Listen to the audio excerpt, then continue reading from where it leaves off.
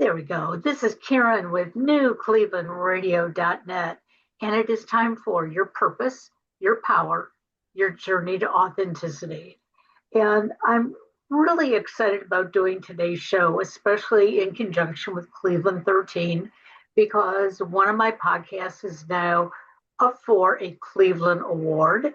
And that means that we're being heard.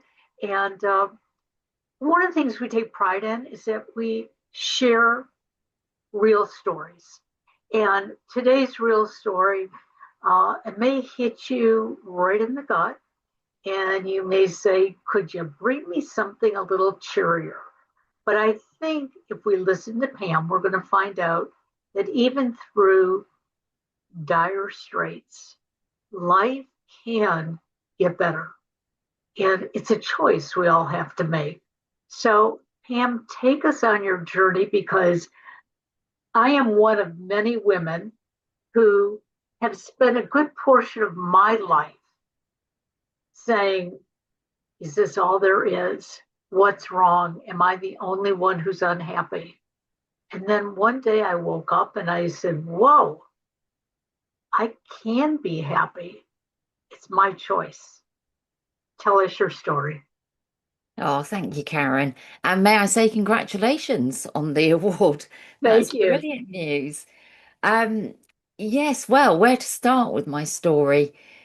I suppose the easiest thing is to help people understand where I came from. I used to be a financial advisor. I had set up and was running my own company. And obviously, this is in the UK. And I'd managed to grow it into a multi-million pound company. So I was living the high life and I thought I was happy. Um, drinking champagne, changing my car, going on five-star holidays, that sort of stuff. And then I was catching a train from the city I was living in at the time into London. And on that journey, my train, which was a high-speed train, hit a train coming out of Paddington at over 130 miles per hour. Oh my God. And the carriage I was sitting in, which was the front carriage just behind the engine, the fuel tanks exploded and a fireball ripped through my carriage. Now, unfortunately, 31 people died in that fireball. I should have died. I should have been the 32nd. I was hit by the fireball, suffered severe burn injuries, and by the time I was taken to hospital, my family were told there was no way I was going to make it. But I'm a fairly stubborn little creature. I was in a coma for 3.5 weeks. And when I came out of that coma, I couldn't speak because my vocal cords had been burnt. I couldn't move because the burns were full thickness burns. So I'd lost all the skin to my face, my hands, my legs. I got some on my back. I'd lost all my hair. My scalp was burnt. This was part of the reason my family were told not to expect me to survive. Um, but I was lucky. I had a fantastic team in the hospital. I was very lucky with the surgeon that was allocated to me, and they helped pull me back from the edge. So I did survive, thankfully. But it was going to be a long road of recovery. The minute I woke up from the coma, the doctors were there almost straight away, and they warned me. They said, you will never fully recover. The injuries are too extensive. But with perseverance and hard work and your dedication over the next few years, you may get about 50% of what you had before. Wow. Now, obviously, while I was lying in this hospital bed, because I couldn't talk at all, it gave me a lot of time to observe as people were coming in and out to visit me. But it got me thinking. And I think it was at that point that I realized the life that I'd built beforehand, A, was gone, there was no way I'd be returning to it. And B, it hadn't been worth it. It wasn't the life that I wanted to lead. Um, I don't know whether any of your listeners feel like this, but sometimes you get so trapped up in your work and making money and all that sort of stuff, you forget that life is about relationships and communication and your Mhm. family and your friends. And I was working so hard, I just never bothered with any of that. So I actually made a pact with myself in hospital that if I did survive and could recover, that I would never allow myself to be in that position ever again. Now, it took me 10 years to recover to the stage that I am at now. I'll never be 100%. However, I think I've done a pretty good job at, getting back as much as I can. Sure, And I've been realistic with it. I've drawn lines because the doctors actually wanted to continue operating on me. Um, and after 2 years of operations and then recovery and then more general anesthetic and so I turned around to them and said, no, that's enough. I've had enough. I need to now start looking to rebuild, to work out sure, how I'm going to be in the future and what I can do. So I pulled away from the medical side, but in the meantime, I discovered about why the train crash had happened, which unfortunately came down to government and it came down to the rail industry themselves at the time and putting profits before human lives. sure. They're taking shortcuts with some of the safety features, which have caused our crash and also caused the fireball. So I decided I can't let this happen to somebody else again in the future. So I don't know where I got it from. I mean, I needed a lot of help. My sister actually became my hands, if you like. So she did the stuff for me. But I was like the director in a hospital bed telling people what to do. And I said to them, first of all, I tried to reach out to other survivors from the train crash. And then as time went on and we discovered why it had happened and what had happened and what the government and industry had been up to, we banded together and I set up a group.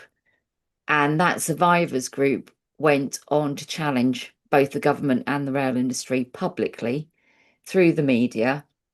And we took them to task. We followed the inquiry.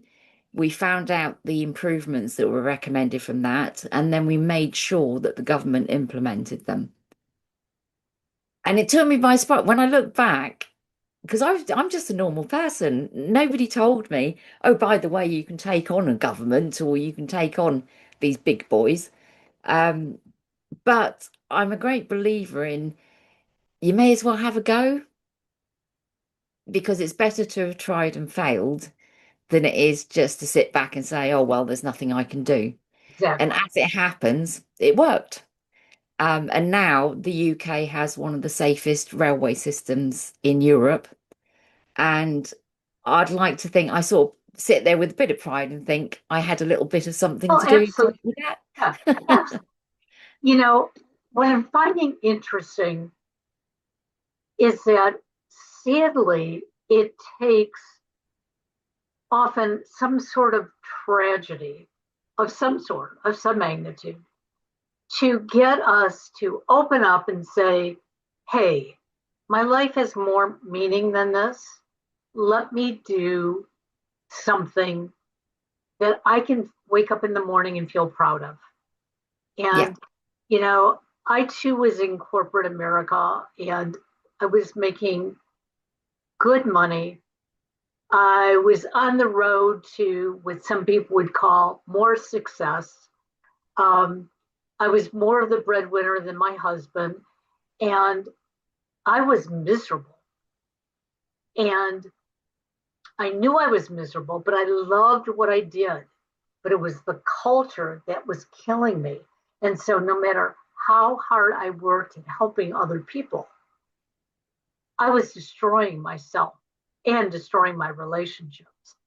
So I understand where you're coming from, that when you finally, you know, had this aha moment, I'm probably not going to go back to doing what I was doing. And you know what? That wasn't working for me, anyways. Um, Sometimes we have to take that step back before the tragedy happens in our life to really appreciate life.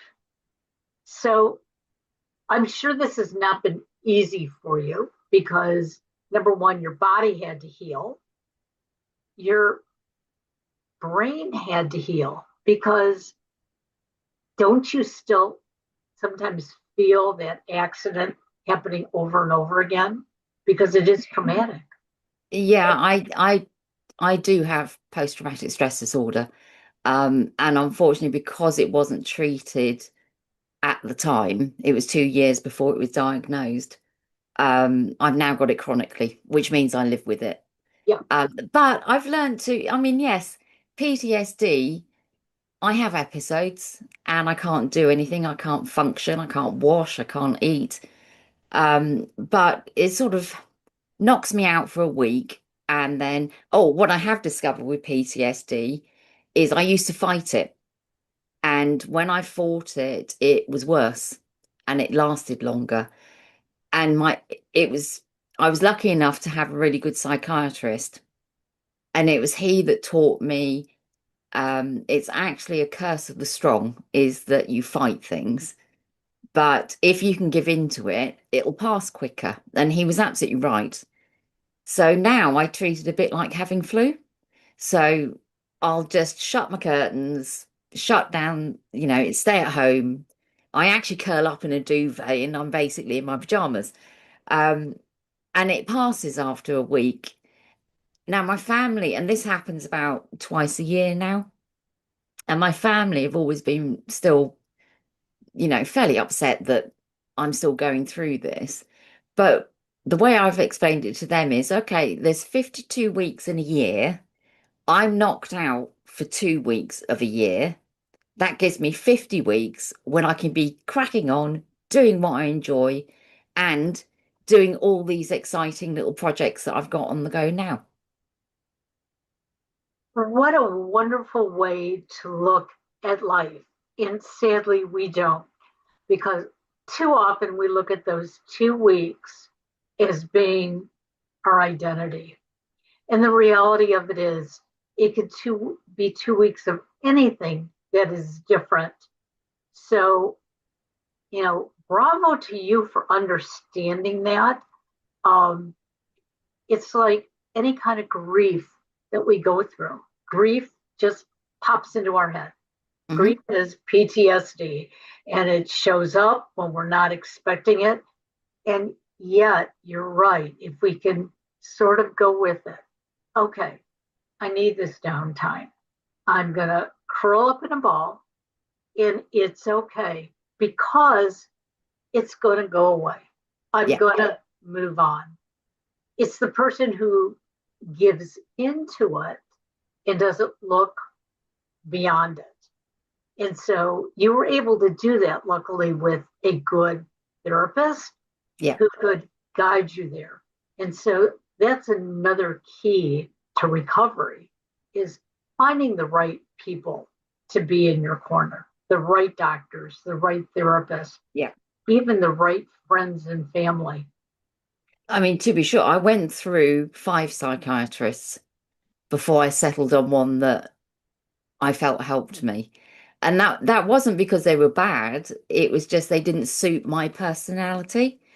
Particularly the ones that wanted me to keep continually going over the train crash in detail. And one of them said, "But you have to cry." And I said, "Well, I'm not a crier. I'd rather look to the future, and work out how am I going to live in the Yeah. future." And eventually I did find one that very much, followed the same principle. And he said, "Where do you want to go to?" And I went, "You're the guy for me." That's definitely the sort of phraseology. Absolutely. It's interesting you talk about not being a crier. Um, I lost my husband suddenly at the beginning of the year. Oh, I'm And, sorry. thank you. And because the two of us were so close and we talked and we knew what each of us wanted when our end came close, I was more in shock than anything else. I still have not cried. Um, Oh, but I met with the therapist who really like, Karen, that's terrible. You're holding your tears back. And I said, no, I'm not. I feel absolutely. I feel the loss. I feel the sadness. I said, but I don't need to cry. I mm, said, I was a crier my younger life. I cried over anything and everything. Um, I could watch a bird fly and think it was going away, and I could just bawl my eyes out. I said, so I think I've cried out all those tears. It's not about the crying, it's about understanding whatever that loss is. You had a loss when you were in the accident. Um, you weren't yourself, at least the person who you thought you were. no. Um, and I'm sure your family went through the same thing. And so you had to deal with their loss as much as yours. Oh, yeah. Yeah. I think with PTSD, I've always said it doesn't just affect the person that's direct.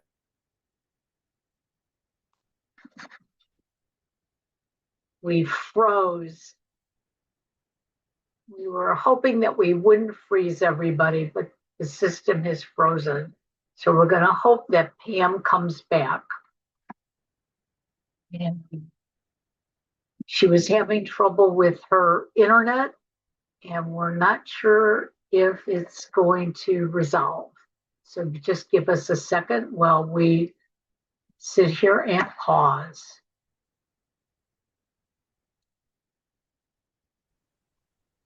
Okay, so as you all know, the internet can be a little wobbly at times, and especially when you're going over a very large body of water, called the Atlantic Ocean. Um, so, just so that you know, Pam is back with us, and she was talking about how PTSD not only affects her, but the family and the people around her. So, what are some of the strategies you use, Pam, to get on with your day? Right. Well, I mean, after the 10 years, I was actually, I remember being sat in my living room going, now what do I do? Because the campaigning was over. I'd achieved what I wanted to achieve with the rail safety, but I didn't know what I would be good for. And I sat there and I thought to myself, oh my gosh, I'm going to have a CV that's got this 10-year gap in it. I don't know what to do. Plus, I've been used to running my own business. Am I even employable? There was all these self-doubts about who I was and what I could do.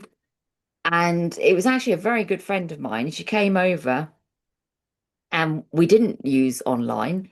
Do you remember the old flip charts with the coloured pens and stuff?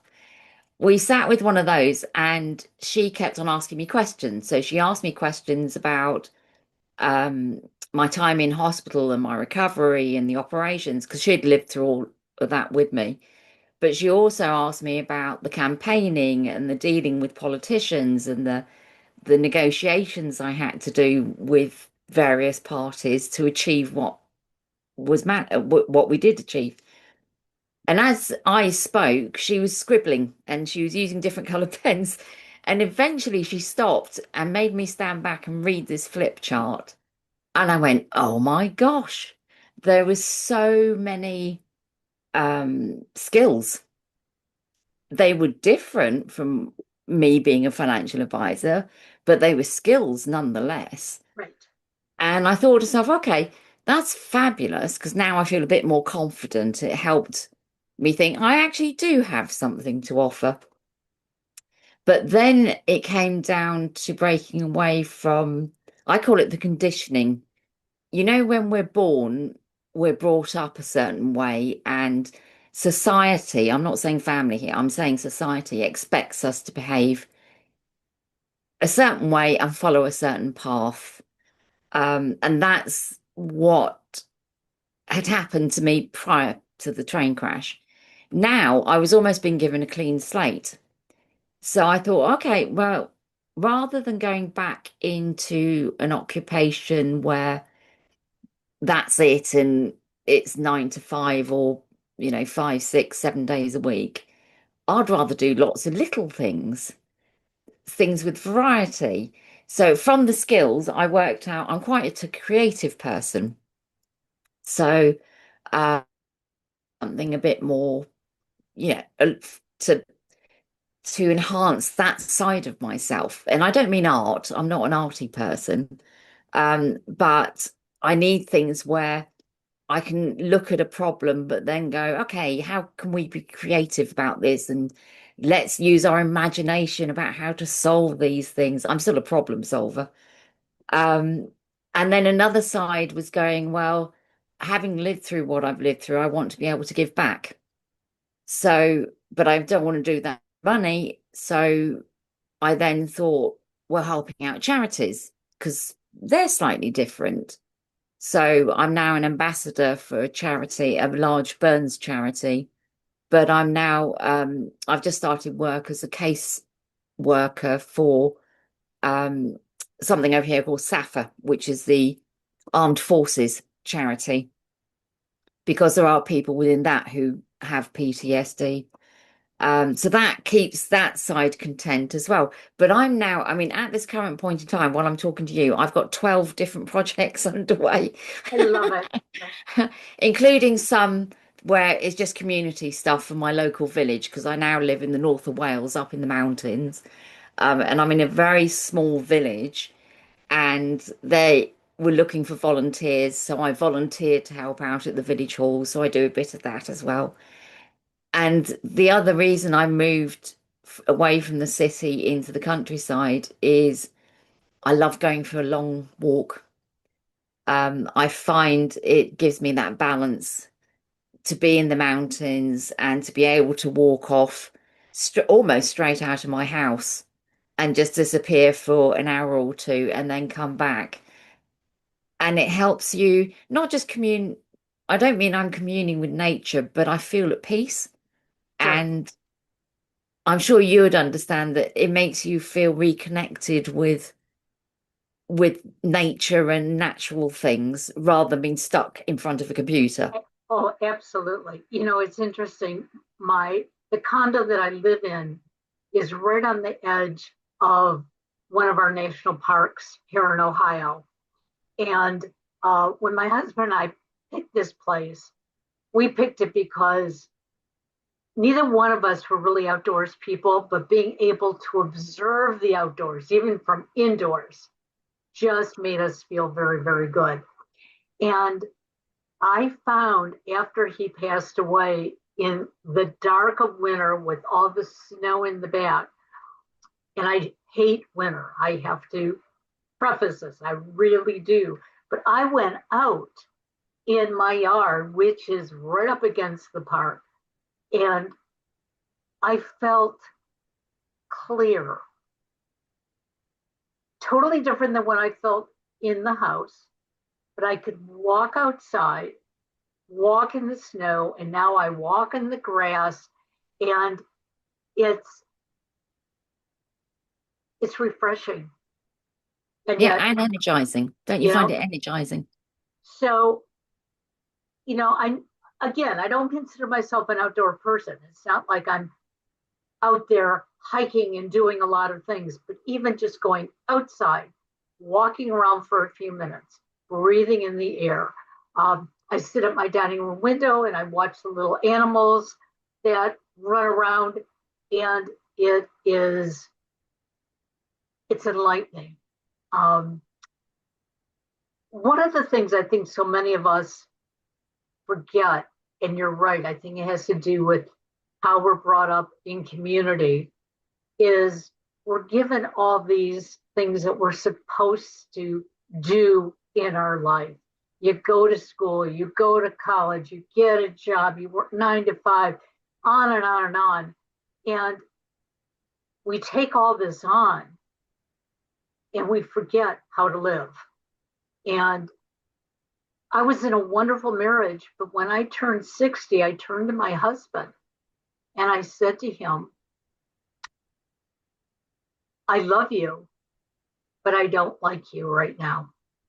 And he looked at me like, and I said, but I don't like me. I don't like anything. And it was the truth.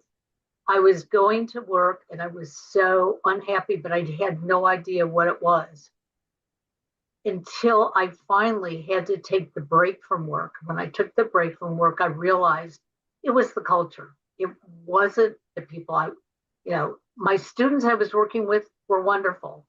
If I could have gotten rid of management, I would still be there today. Um, and when I realized that, like you, I have to have some talent here that I can do something else with. What Yeah. can I do? And I didn't have a friend who sat down with me. I did it myself. I sat down at the computer and I started putting in every job I've ever had, the different talents I used, my education. And finally, I just looked at the screen and said, I think I know what I want to do. And I went downstairs and found my husband. This was over 15 years ago. And I said, I want to do a podcast. And he looked at me and goes, what do you know about a podcast? I said, nothing. And that's why I want to do it. In the first year or so, I just talked to whoever was out there on the internet. Hmm. I didn't even have a website initially. It was just, I was putting it out there. And then I realized I want to do more with this. And so I started doing the research. I started finding individuals like yourself who, by the grace of God, you have found a way to make living worthwhile. We all need to learn how to do that. Yeah, and I mean, one of the things when you invited me, one of the things that particularly drew me to your podcast was that word authenticity, because it really resonated about because I find that life becomes much simpler when you stop trying to be who other people expect you to be. Right. And that to me is effectively the definition of authenticity, don't you feel? Yes, absolutely. Absolutely. And it's funny you should say that because somebody that I've been working with a couple days ago um, had disappointed me. And I understood why I had been disappointed, but that person sort of like turned it around on me, well, because of this, this, and this, these are the reasons this didn't happen. And I initially took that as, oh, I can't handle this. I'm not going to work with this person again. And then I thought about it and it was like, no, I understand. And I understand what I need to do to change me because I wasn't being really true to myself or to that person. And I think that's the point that so many of us miss, that we take somebody else's words and we take it as being who we are. And the reality of it is we have to just look in the mirror and Yeah. know, and if somebody doesn't like us, that's okay because we don't like everybody. Doesn't No, mean it's not we have possible. yeah, we certainly can try, but it's not going to work. And that's okay because just because you don't like someone isn't a bad thing. Yeah. You just don't have to be mean to that person. So, how do you truly help individuals? Because obviously, you have all these different projects. Some of them are helping others like yourself. So, give us a hint.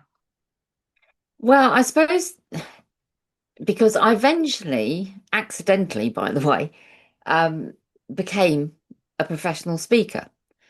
Um, and companies particularly wanted to hire me to talk about the train crash.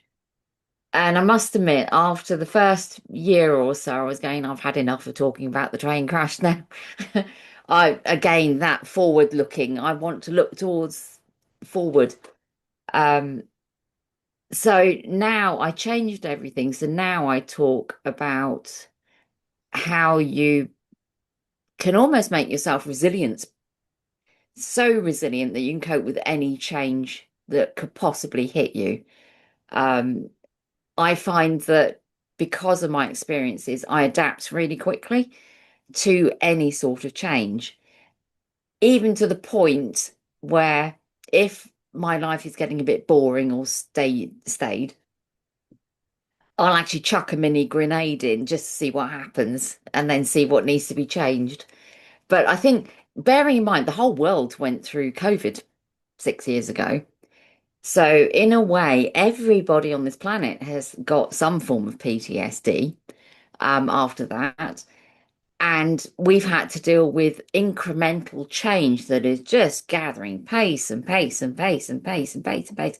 And we don't always have to understand all of the change, but what we do need to do is adapt really quickly to it so that we're almost ducking and diving all the time. And that's actually quite exciting. So that's what I turned my talking to people.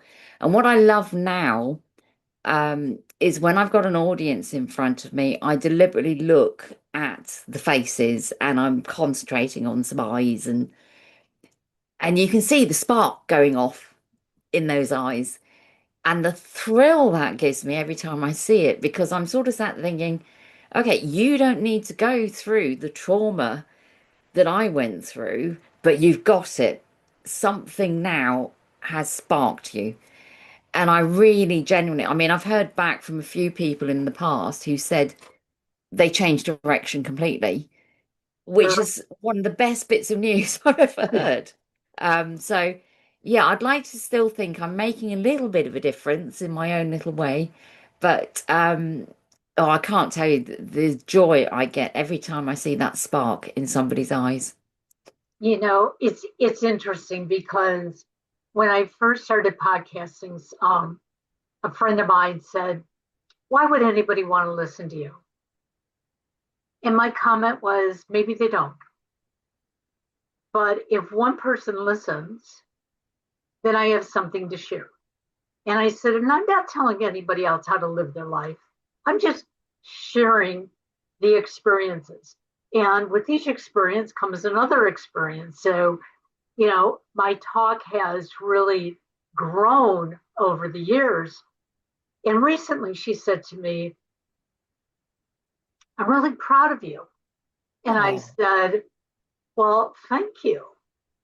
And I had no idea that she had followed any of my podcasts, any of my writing.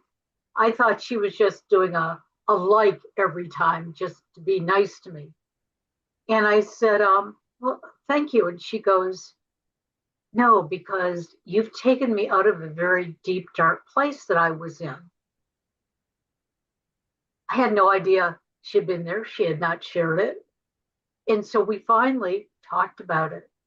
oh, I said, now I understand you. For the last 15 years, I've wondered where my friend went. Now I know. oh. He Mhm. goes, "I never thought about sharing it." That's why I do this. When you share your story, now I've never been on in a train accident. I've never been in a fire, but I've been in accidents. I've Yeah. seen things explode around me. And so I listen to what you've gone through and realize if you went through that and you survived, what is it that I can do differently to survive? So you are sharing, you are making an impact, and you're living your life fully, which is And tremendous. life, and we've got to admit, I mean, you and I know life is so goddamn exciting. Yes, it is. And when you can find your way through the rubbish that's all around and the stuff that keeps getting chucked at you by the universe, um, it is technicolor and It, it is beautiful and it is worth fighting for. Every single one of us should be fighting for it. absolutely. So, how can my listeners find you, learn more about you, and um, if they really want to know more about the train situation and how you resolve things, I'm sure there are people out there going, how did she fight government? Well, the best way to connect with me is through my website, which is quite simply Pam Warren, all one word, .co.uk. If you look in the book section, there is the book which you can buy if you wish to. There's an ebook there as well. But I've also written some other shorter books which I offer for free. So they're on there, and it's about, finding your resilience or finding your purpose in life. And it sort of amalgamates what I've learned through my recovery into, what anyone could, that it's actual practical steps that Okay. anyone can do. Because I know that some people don't like to just think about, oh, sounds all a bit airy fairy to me. I actually give them the formula as, okay, do this step, do that. Because what I did find, which I really want to get across to your audience, is you don't need all the answers immediately. You take things in very small steps, but you'd be surprised how many of those little tiny steps, and you look back and you've come a whole country. Yep. Absolutely. I love that theory because, as I've been going through my grief journey, last week I was talking to my one of my coaches, and I said, I've fallen off the path. I don't like where I am. And she looked at me and she goes, Karen, it's 12 weeks. Look at all the steps you've taken. Okay, so you're stuck. It's okay because that's life. And as Yep. soon as she said it that way, it wasn't necessarily my grief, it was life. Life has me stuck right now. Okay. Um, do I need to curl up in bed? Do I need to go for a walk? What is it I need to do? And um, initially, it was I was going to do nothing, and I just, in fact, we sat there staring at each other on the screen, saying nothing for about 10 minutes, Hmm. and I realized that's okay. That is okay, and that's when I started to pivot. Now I know what I need to do for now. Am I going to fall again? Absolutely. Hmm. That that is life. And you know what? When we don't fall, we don't learn where our strength really is. Because when you get back up is when you find your strength. So I am so pleased to have met you. We're going to have all your information in the show notes so our listeners can find you. And Thank you. I think it is wonderful that you are living in a small little village. And if any of us get to Wales, we got to come look for you. In fact, Yes, absolutely. I have some friends that I was with the other night, and they said they're planning a trip to Wales. And I thought, Wales, why? And they just said, oh, it's beautiful. It's just a place just to go and wander.